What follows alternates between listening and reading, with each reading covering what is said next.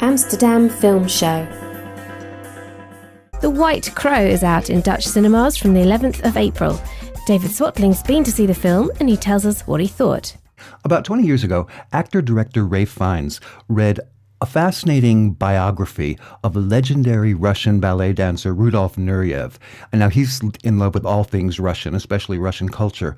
But what he found really fascinating was the story of Rudolf Nureyev's early life, from growing up in a small town in central Russia, going to ballet school in Leningrad, and then going to Paris for the first performances outside of Russia, and the life-changing decision he made there.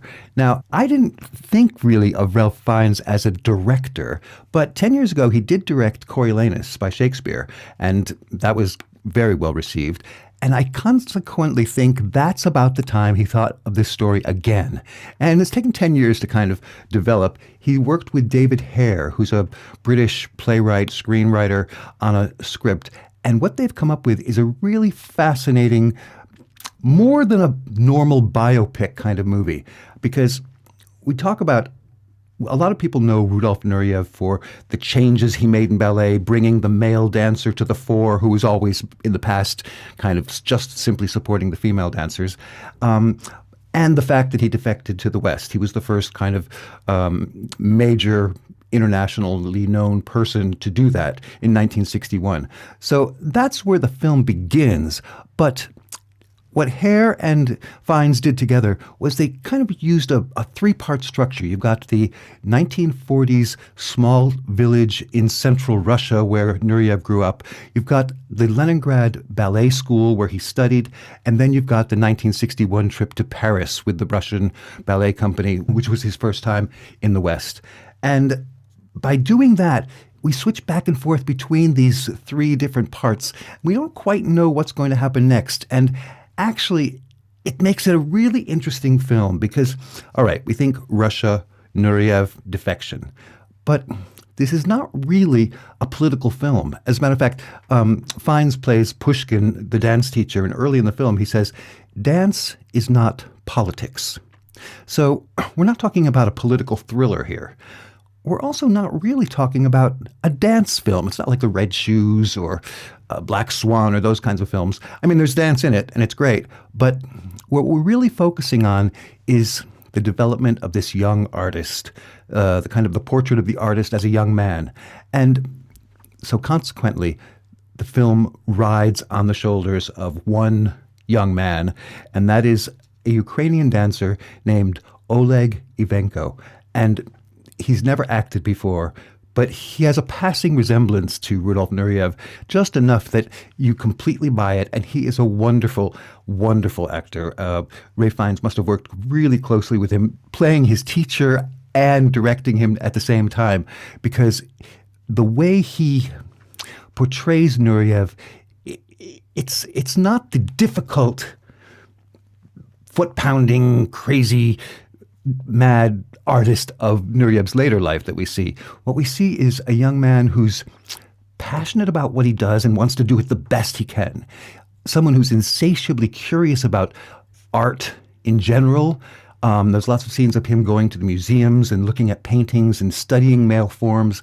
And you watch his development. And you also see, because he's so passionate, he's sometimes difficult. You know, there's an arrogance about him as well. But those are really just clues to what he will become as a man later in his life.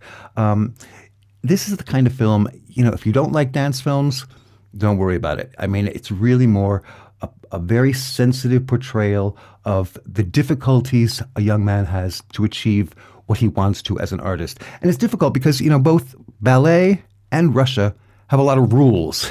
So he's constantly bouncing against the rules of the ballet at that time, how men were sort of subordinate to the women, and also later the rules of Russia. I mean, for instance, when they go to Paris, the dancers aren't allowed to talk to the Westerners, not even the Western dancers. And he's constantly bucking that system, and he actually goes and makes friends with a group of French dancers. And it's seeing the Western world and the freedom there that he would have as an artist that feeds into his decision at the end of the film. White crow, the title, is an idiom in Russia meaning a person who's unusual or extraordinary, not like the others, an outsider. And that's what this film really portrays. And I think they're also appealing to a younger audience who really probably have never heard of Rudolf Nureyev. So it's a whole new character for them.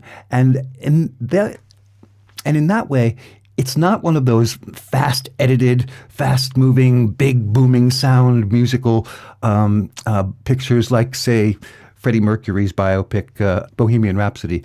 No, this is a much gentler, much more sensitive, and really intense but beautiful story of one young man coming to grips with his creativity and making a choice that would change his life. I think it's something for everyone. I mean, I loved it because of the art. I loved it because of the beautiful scenes that show kind of paintings almost, and the wonderful acting of not only Oleg as Nureyev, but also the whole cast, really. Ray Fiennes plays Pushkin in Russian. I should mention a lot of the film is in Russian with, for local viewers, Dutch subtitles, so if that's a problem for you. But I don't read Dutch so well, and it wasn't a problem for me. So I highly recommend The White Crow. It's a beautiful, artistic film, and it's an inspiring film. Amsterdam Film Show.